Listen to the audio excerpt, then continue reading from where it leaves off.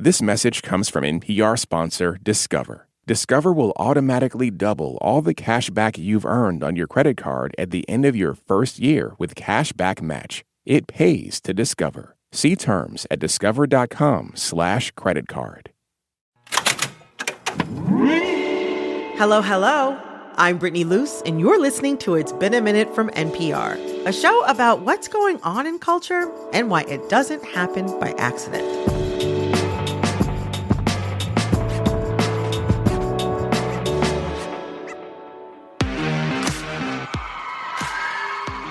For the next few weeks, I am bringing the Smackdown, a debate series to American cities all across the country to find out what are the most influential things and the most important people that come from those places.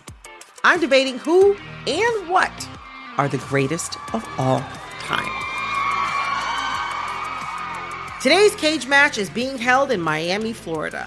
And our debaters this week are NPR member station WLRN's Wilkin Brutus and Miami Herald Dolphins and culture reporter C. Isaiah Smalls II. Wilkin, Isaiah, which one of you is going to win this debate?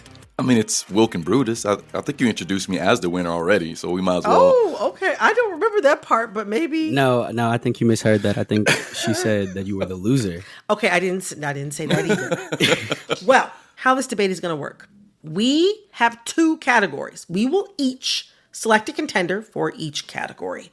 That includes me. We'll make our argument for our contender. That also includes me. And then a select jury of NPR culture critics will vote and decide who made the best argument. I'm sure you're dying to know what the categories are. Yes. Drum roll. Oh, we're doing a drum roll. We can do a little drum roll. Here we go. Okay, the first category. What is the single most influential thing from your area?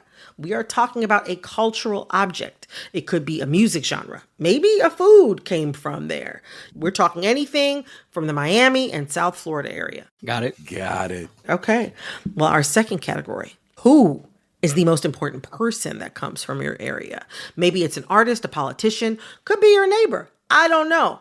But again, you decide and make your case. In 2 weeks, we'll all get back together and debate. There will be winners. There will be losers. There will be surprises. Any questions? I just have a quick question. Go for it. Can I choose Wilkin as my most important person? Oh!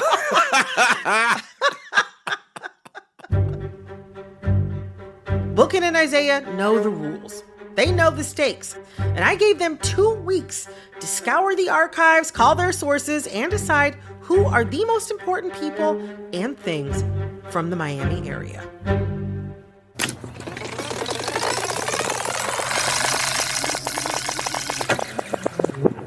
Two weeks later, it's time to debate.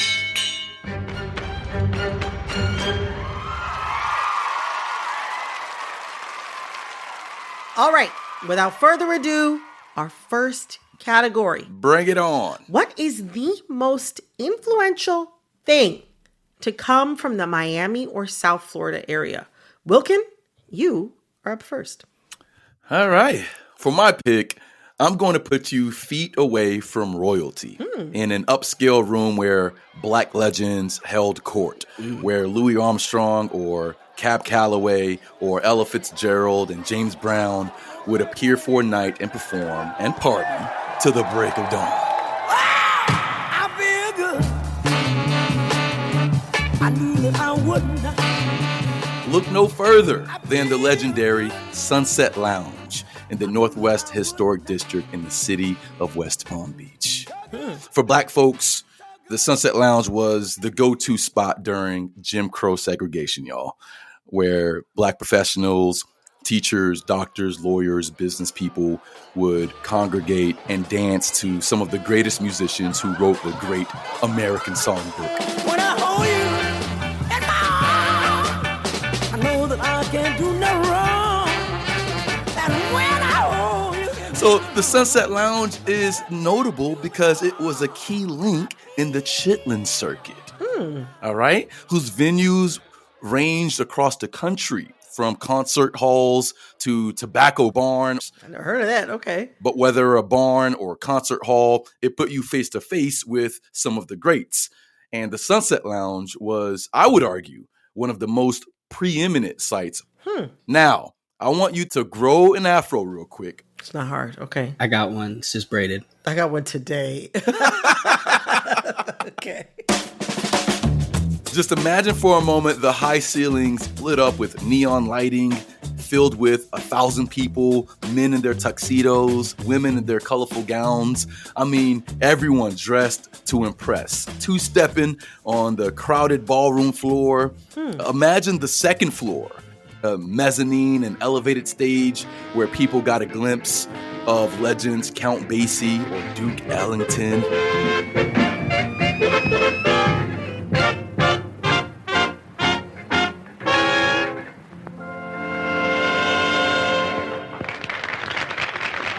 And if you speak to elders, black elders, like I have done, they'll tell you about this premier venue that felt like a safe haven for their excellence. We were good. We had to be, We had to get up there and really do a show, because one thing about black people, they will let you know if you're good or bad. I actually spoke to a former social studies teacher and city commissioner who lived during racial segregation and had attended the Sunset Lounge. Wow. And he told me, oh yeah, I was not playing around. And he told me, quote, "You contained us." You contained us, but we maintained our own lifestyle. And that is why I think it's the most influential thing to come from South Florida, the Sunset Lounge. Dang, you got me wishing I could go. Is it still open or? It's so the city actually renovated the Sunset Lounge. Wow. And so there is a huge effort to bring it back. That's beautiful. Okay, if and when it reopens, who would you like to see play there? Ooh, that's a good question. Oh, that's a fascinating question. I would love to see performances from like SZA, for example. Ooh. Bring in a little modern and see where these artists got their influences from. Okay, I like it. I love to hear that. All right, well, I have to admit that is a strong contender. But Isaiah, it's your turn. You're up next. What do you think is the most influential thing from the Miami area? Okay, so before I even dive in to what is the most influential thing, I have to first tell you about the most important rap battle of all time. Okay. Sure, you've heard Biggie versus Pac. Yeah. Sure, you've heard of Drake versus Kendrick. God, how could I have not? But none of these battles would have ever happened if it weren't for the battle of the Batman versus Two Live Crew. Oh, this is getting provocative. Do y'all know about this? What y'all got? What y'all got? No, I don't know anything about this. I don't know anything talk about this. Talk to me. Let's go back to February 7th, 1989. The Miami-based group Two Live Crew had just released their seminal album, As Nasty As They Wanna Be, and it was a hit. It went platinum. Oh, yeah. That album was so nasty. Yep. I don't think we can play any of the lyrics here. Yep. But there's one man in particular who was not a fan. Jack Thompson. Ooh. The Florida bar said to me that I'm so concerned about obscenity that I must be crazy. So we sat down and we agreed to have a psychologist and a psychiatrist examine me. And you know what they said my problem was, Luther? What was it? They said absolutely nothing. The only problem with Jack Thompson is he's a Christian concerned about women and children. Jack Thompson was a lawyer and self-described radical conservative Republican who considered himself a vigilante against obscenity. You're going to be busy with that one. Okay. This man really considered himself like a modern-day Batman. What? He wore a Batman watch, drank from a Batman rug, What? and identified as a, quote, lone activist who helped authorities do a job they seemed unable to do. Wow. Okay. And this Batman, Jack Thompson, he hated, I'm going to emphasize that again, he hated Two Live Crew. Okay. We do explicit lyrics. I mean, our lyrics are explicit. We talk about the sex, and we're easy target. He sent Two Live Crew's lyrics to 67 sheriff departments. Sheriff's Department, like the police. The police. This happened in the 80s, you say? This is the 80s. So that would have mean he couldn't go to like azlyrics.com. He couldn't go to Rap Genius. He listened to it, He had to listen wrote them over down. and over again and write them down. So as a result, counties began to try to ban it. Eventually, a federal judge ruled for the first time that lyrics in their music were legally obscene because they didn't contain sufficient artistic merit. Following the ruling, Two Live Crew, they were arrested. Wait, they were really arrested off of this? They were really arrested, yes. I didn't know they were arrested. Two Live Crew went on trial in Fort Lauderdale, Florida on Tuesday, charged with singing obscene songs for paying adults during a nightclub performance last June. Wow. Okay. Their music, their album was pulled from 1,000 retailers nationwide. Dang. There was even a record store owner in Fort Lauderdale who was arrested just for selling the music. The Florida record store owner was convicted of obscenity on Wednesday for selling a Two Live Crew album after a federal judge in Florida had ruled it obscene. Oh my gosh. Uncle Luke. Sometimes we sit down and think whether or not the First Amendment applies to us. Who was the front man for the Two Live Crew. He appealed the case to the 11th Circuit. He won the case. Wow. But so did every musician who published music after them. This right here, this is going to change the whole... this is for a cause. This is for a purpose. Yeah, this is going to make Martin Luther King's dream come true. While it remains a cultural debate for sure, no cases have been tried like the Two Live Crews. Okay. That's why musical freedom is the most important thing to come out of South Florida. Because without the work of Uncle Luke and Two Live Crew to really fight for musical freedom, who knows where we'd be today. Man. All right, even I have to admit that is very, very, that was very pretty good. story. That was pretty good. I'll give it to him. I did not see that coming. I'm bowing. I didn't see that coming, but I'm up next. Go ahead. Okay, I'm feeling very confident about my pick for the most influential thing from the Miami area. My pick has probably saved millions of lives. My pick is Coppertone Suntan Lotion. Copper tones for you and you too, whoever you are, wherever you are. Have you ever used it? On my face. I'm sure. A little bit of SPF 15 a little here and there. SPF, A little bit okay. of SPF, you feel me? I was going to say, y'all are close to the equator. You got to make sure you put that SPF on. I'm indoors all the time. I got to protect the melanin, you know? I feel you. Get a beautiful tan and beautiful skin with Coppertone. While Coppertone didn't invent sunscreen, they did become the sunscreen for Americans. It was invented by pharmacist Benjamin Green, who'd been an airman during World War II. And during the war, he used red veterinary petrolatum on his skin as a barrier against UV rays. You know, important when you get like closer to the sun in an airplane, you know what I'm saying? And when he returned from the war, he was living in Miami, and Green took that red pet vet, which is what they called it, and made it smell nice by adding cocoa butter and coconut oil. And that mixture went on to become Coppertone Suntan Lotion. Flash 'em the dark tan, flash 'em the fast tan, flash 'em a Coppertone tan. Get the tan you've got to flash with Coppertone Lotion, oil, new. You know the one, for years it was represented by the Coppertone girl. Oh, this is throwback.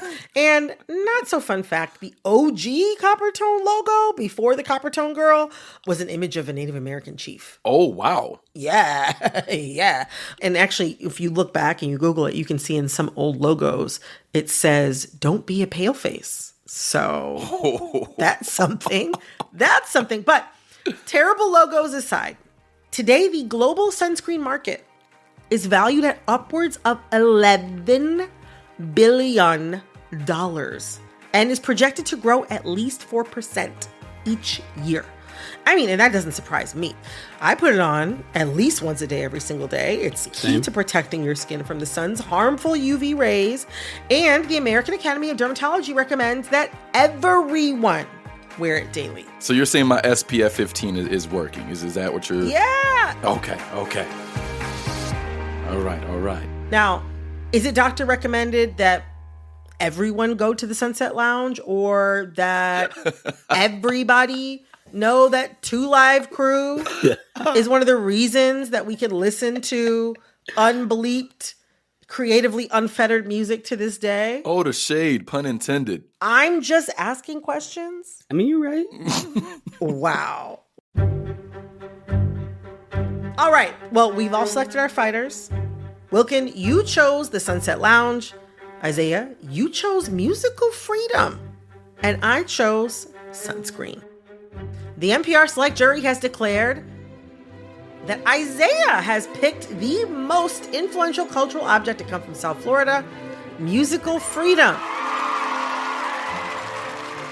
Isaiah, who are you dedicating this win to? Man, I gotta dedicate this one to my parents and my grandparents just for giving me this amazing sense of music. I don't want to toot my own horn, but I have a great taste of music. It expands multiple generations. That's beautiful. I love that. I love that. You need some SPF on your face, getting all sentimental. Just call me Ashy, why don't you? Good Lord. That's so silly. One category down, one to go. When we get back, we're debating who is the most influential person to come from the Miami area. After a quick break. This message comes from NPR sponsor REI Co-op. For the next half minute, REI wants to remind you that you can't make more time, but you can make the most of it by calling timeout. Timeout on the algorithms, comfort zones, and life on autopilot. REI believes that getting outside is the best way to get out of our routines and instead find new routes. When you're ready, they have the gear, clothing, classes, and advice to get you started. Visit your local REI co-op or rei.com/opt-outside. This message comes from BetterHelp. It's back to school time. And even if you haven't been to school in a while, you can still learn a thing or two, particularly about yourself. Therapy can help you do just that by helping you discover your strengths, set boundaries, and adopt new coping skills. And BetterHelp Online Therapy is convenient, flexible, and built around your schedule. Visit BetterHelp.com/NPR to save 10% on your first month. That's BetterHelp.com/NPR. Okay, so tell me if this sounds like you. You love NPR's podcasts, you wish they weren't interrupted by sponsor breaks like this one, and you want to support NPR's mission of creating a more informed public. If this does sound like you, then it's time to sign up for perks across more than 20 podcasts with the NPR Plus bundle. Learn more at plus.npr.org.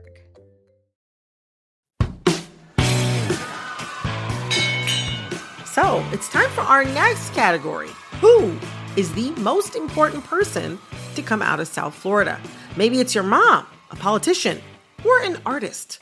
Isaiah, you are up first. All right. Who did you choose? So I think that the most influential person from South Florida is the world's greatest boxer of all time, Mr. Muhammad Ali. What? And I know what you're thinking. Yeah. Muhammad Ali's from Miami? No. Well, the legend may have only lived here for 6 years, but those 6 years transformed Cassius Clay into Muhammad Ali. Okay. I'm going to preface that there. Let's go back to 1960. It's August 18th, 1960. Cassius Clay of the United States takes on Ziggy Petrikowski of Poland in the finals of the Olympic Light Heavyweight Boxing Championship in Rome. Muhammad Ali, then known as Cassius Marcellus Clay Jr., and there's the bell ending the fight, had just won gold at the 1960s Olympics. Cassius Clay has presented the coveted gold medal. That wasn't enough for him. He wanted to be even better. He wanted to be the greatest. So he packed all of his bags and moved from Louisville, Kentucky to South Beach, Miami. But the thing was, he couldn't stay on South Beach. Why? Because it was segregated, which means he had to find a home elsewhere. And a lot of times, black people had to have IDs, identification cards, if they worked on Miami Beach. Right. So he would run across the bridge and police would stop him. Because why? Wow. Who is this black man running across the bridge? And so his experiences in Miami helped actually push him to joining the Nation of Islam. Mm-hmm. Black people in this country have been the victims of violence at the hands of the white man for 400 years. Fast forward, he even attended his first mosque here in Miami. Wow. And he later wrote that joining the Nation of Islam was his way of fighting for black equality. In 1963, 3 years into his time living here, he got a contract to fight Sonny Liston, who was one of the biggest boxers of the time. And Cassius made it a thing. He bought a bus and painted "Liston will go down in 8," and he drove it all around Miami, honking and promoting the event. Classic Muhammad Ali. Exactly. In fact, one of his most notable lines, "Float like a butterfly, sting like a bee," that came as a result of this fight. Like, that was just part of the promo. Bodine, tell him, what are we going to do? You're going to float like a butterfly and sting like a bee. Fight happened on Miami Beach. We're down to the closing second of the first round. The country was glued to the television, and Cassius knocked him out. The crowd went wild as he shouted, I am the king of the world. Hold it. Hold it. You're not that pretty. I'm a bad man. Wait. I shook up the world. Wow. Cassius would go on to celebrate, that night with Malcolm X.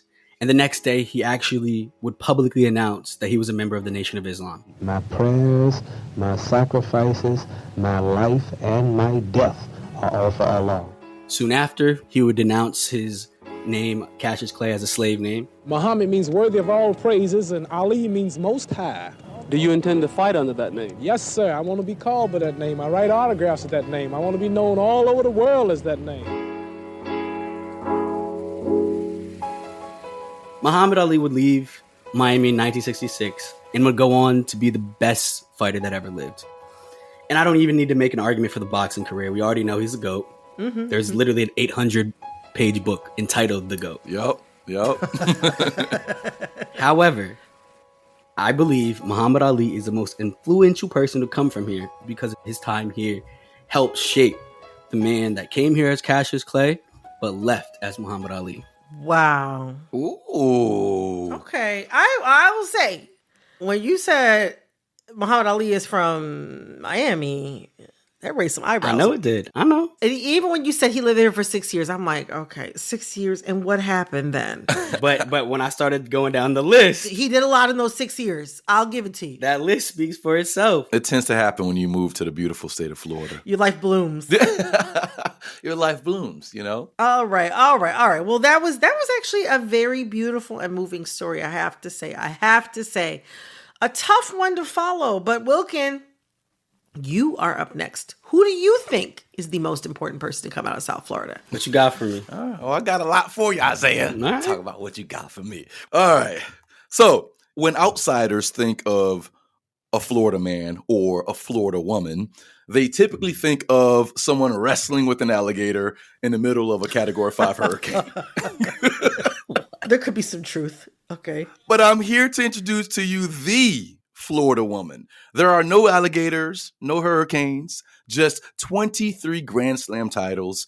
I'm, of course, talking about Serena Williams, baby. Can I get an amen? Amen. That's a good one. Lucky for both of you, I have so much more to say about Serena Jamaica Williams. She was born in Compton, California, but in 1991, when she and her sister Venus were teenagers, they moved to South Florida to train in Palm Beach Gardens and Delray Beach. That same year, you can imagine, the young girls watched as Steffi Graf and Gabriella Sabatini, these sort of legendary tennis players, duke it out at Wimbledon. And you can also imagine a young Serena thinking, you know what? I'm going to do that. And in 1999, Serena won her first of 23 Grand Slams.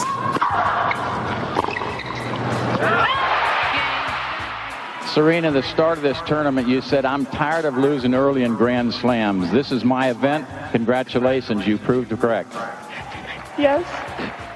Today, she holds the record for most wins by a woman. Wow. Serena. I'm just so grateful to every single person that's ever said go Serena in their life. I'm just so grateful because, yeah, you got me here. And check this out. Serena is a pioneer because tennis is a historically white sport. Nearly 70% of all tennis players are white. And when you become great, ladies and gents, you inspire greatness. Look no further than Coco Gauff, who I've interviewed. Coco is a Delray Beach native and the number 3 ranked singles player who won the 2023 US Open. The proof is right here in the racket, right? Serena changed how the game was played, but she also changed who would play. And she did all of this by hunkering in South Florida and training her way to icon status. Not bad. I love Serena. I look up to Serena. I admire Serena. It's a pretty good pick. Okay? Really I don't good have pick. anything bad to say. It's a good pick. You know, when you drive by Serena Williams on I-95, you want me to describe how that feels like? Has that happened to you before? Oh, perhaps it has happened.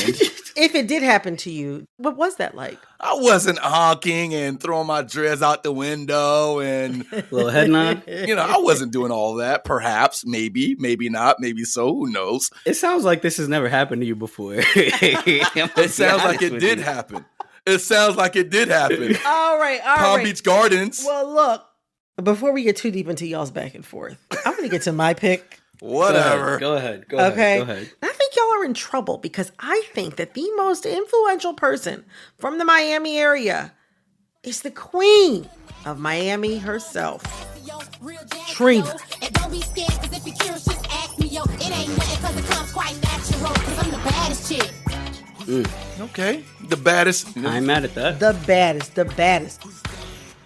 Trina is the Diamond Princess, the self-proclaimed queen of Miami, and one of the founding mothers of contemporary rap.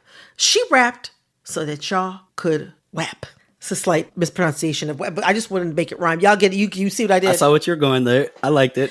And that's coming from Cardi B herself, okay? After WAP was released, she tweeted that people think that, quote, WAP is so nasty and freaky, except people from Florida. And then she dropped Trina's name.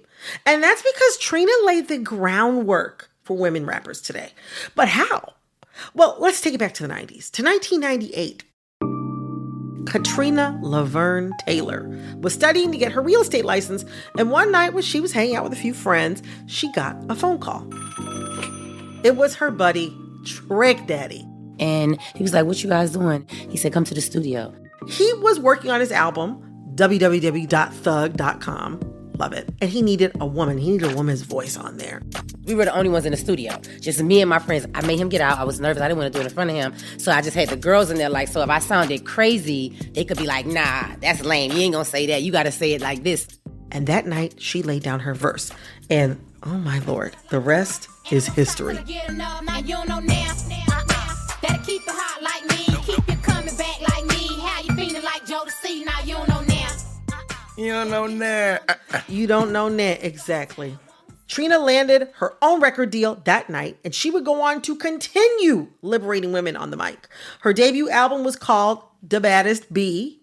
You know, I'm censoring myself with that last word, but y'all know what it means. And its title track opens with a question: who's bad?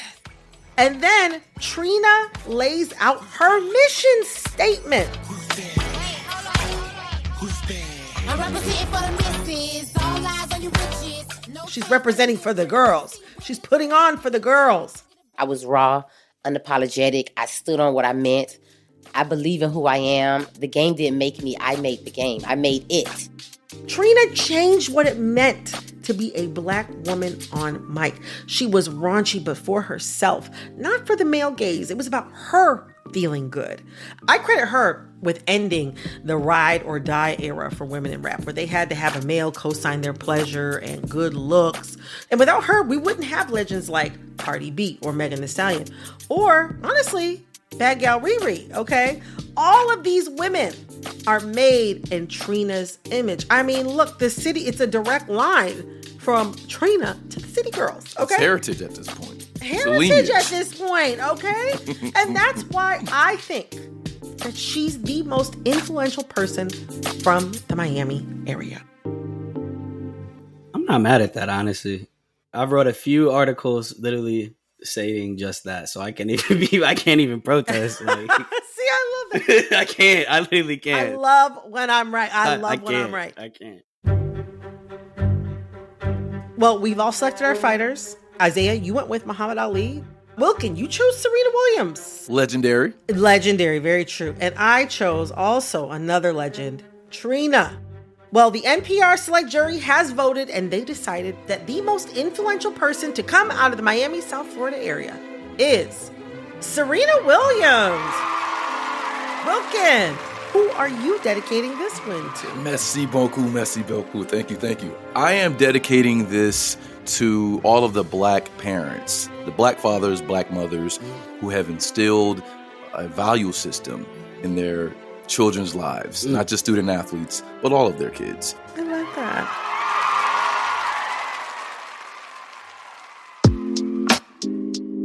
And thus concludes the Smackdown for this week. Do you think the NPR jury got it right?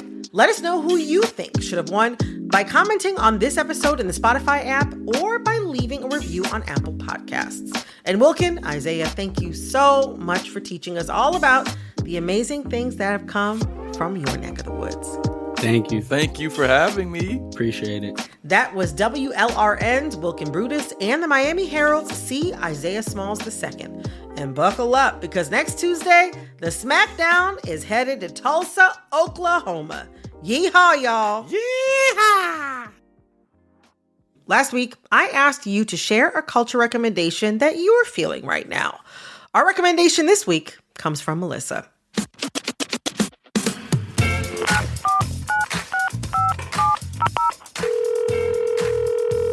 Hey, Brittany. Hey, Brittany. Hey, Brittany. Hey, Brittany. I recommend Shaka Khan's Sweet Thing. You make me weak with strong desire to love and child my whole life long.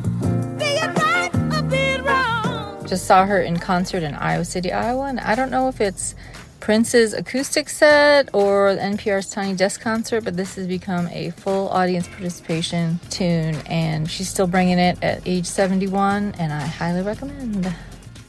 Ooh, Melissa, you just said two of my favorite artists in the same breath, Shaka Khan and Prince. I can only imagine how great of an experience that was. I have to say, though, as much as you love Sweet Thing, that's how I feel about I Know You, I Live You. When she hits that chorus,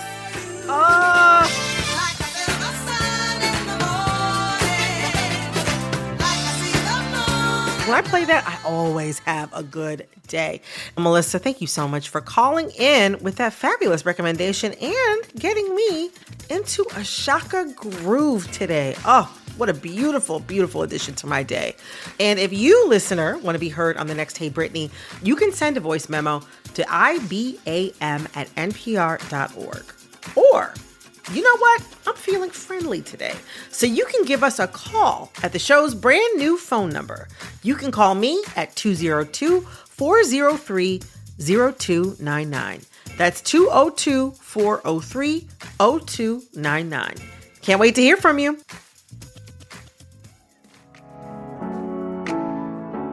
This episode of It's Been a Minute was produced by Barton Girdwood, Alexis Williams, Liam McBain, Corey Antonio Rose. This episode was edited by Jessica Plachek. Our executive producer is Jasmine Romero. Our VP of programming is Yolanda Sanguini. All right, that's all for this episode of It's Been a Minute from NPR. I'm Brittany Luce. Talk soon.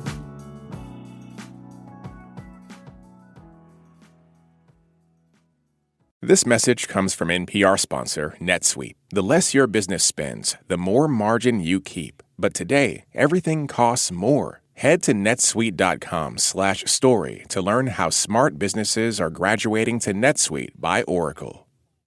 This message comes from NPR sponsor Saatva. This year, many Americans will make a decision that will greatly impact their lives. Which mattress to choose? Saatva luxury mattresses will keep you sleeping soundly for years to come. Visit SAATVA.com/NPR.